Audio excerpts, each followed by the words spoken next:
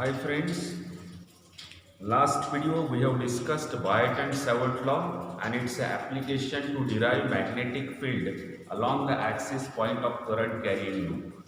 Now we are going to discuss next law, that is Ampere's circuital law, that is 4.7.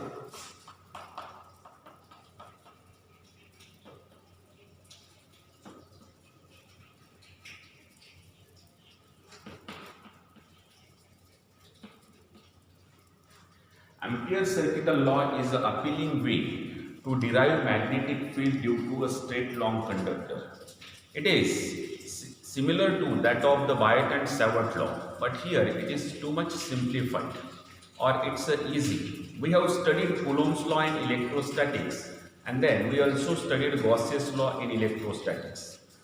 In magnetic field, or here we studied Wyatt and Savart law, and now we are going to study Ampere's circuital law. So, what is the Gauss's law to Coulomb's law? Similarly, Ampere's circuital law is to the Wyatt and Savart law. Ampere's circuital law considers closed boundary. Here it is. This is the closed boundary is considered. It's a boundary surface. Now, through that one, the current passes through that boundary surface. It is going in this direction. It is I. Going in this direction. I. So, this we divide into small elements. We divide this surface into small elements. This surface we divide into small elements there.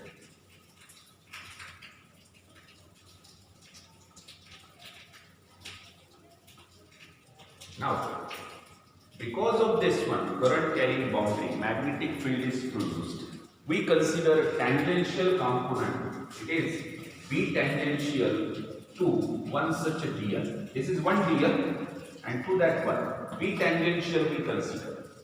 Reason to consider B tangential is B cos theta.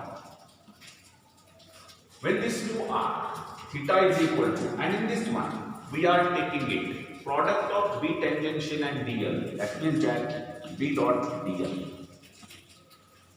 This B dot dl, we integrate. It means that for every element we find out this B dot dl and we sum them up. That becomes B dot dl.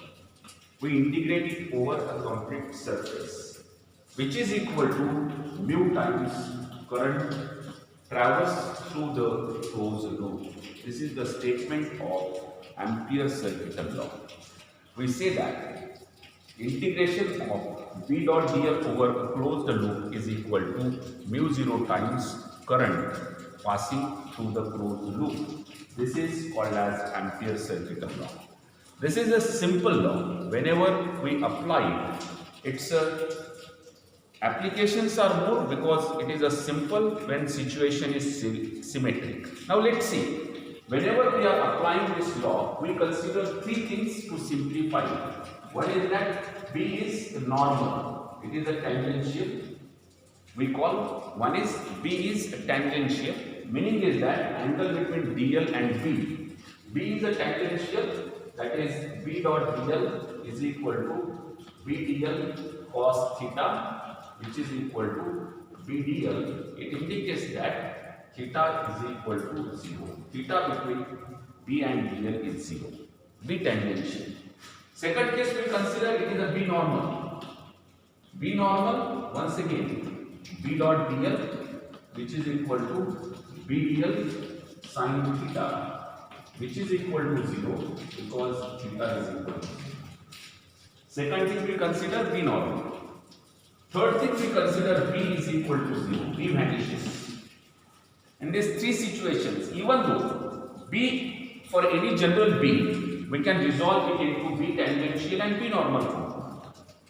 So our problem is sorted out. So these three cases when we consider, then the Ampere's circuital law. For example, consider this closed loop. L is length of this one. Length of this closed loop. Then integration B dot dl is equal to mu 0 times IE is a current threading through the loop, current circulating through the loop. Now, It is B integration dl is equal to mu 0 IE. But integration dl is a capital L, which is equal to mu 0 IE. So B dl is equal to mu 0 IE, and this becomes expression for B, magnetic field we can calculate. It is mu 0 IE divided by L. But this one is length of, total length of the closed loop. In terms of R, it will become as 2 pi R. Now let us apply this thing to a straight conductor. In case of Biot and Savart law, we found magnetic field due to circular loop along the axis point. But in this case, we will find out magnetic field due to straight, long, current carrying conductor of infinite length.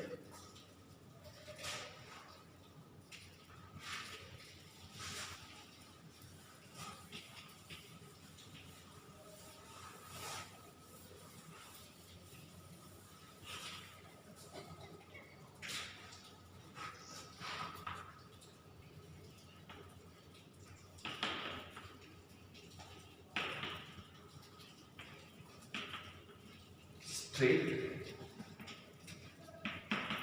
long, current carrying conductor of infinite length.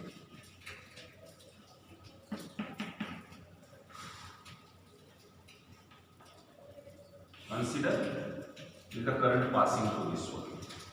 Now we want to find out at any point P magnetic field at this point. Now it is supposed at a distance r, then consider a circle with a radius r. Current I is going in upward direction. Now what is the Ampere circuital law? Ampere circuital law is B dot dl is equal to mu 0 I. It is B dl cos theta, which is equal to mu 0 I. Theta, angle between B and dl is 0, therefore theta is equal to 0. We get integration B dl is equal to mu 0 I. B integration dl mu 0 I.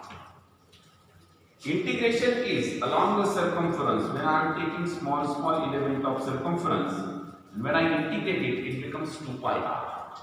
Integration becomes, it is equal to 2 pi r, which is equal to mu 0 I.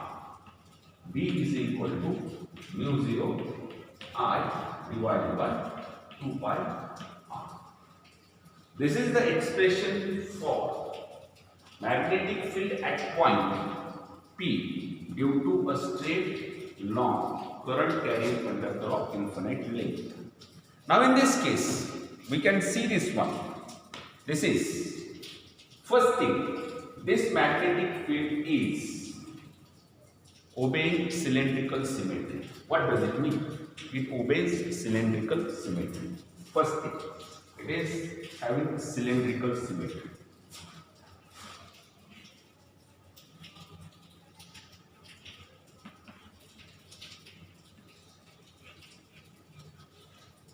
This is the current carrying conductor. Current is I. This one is R. Along all these points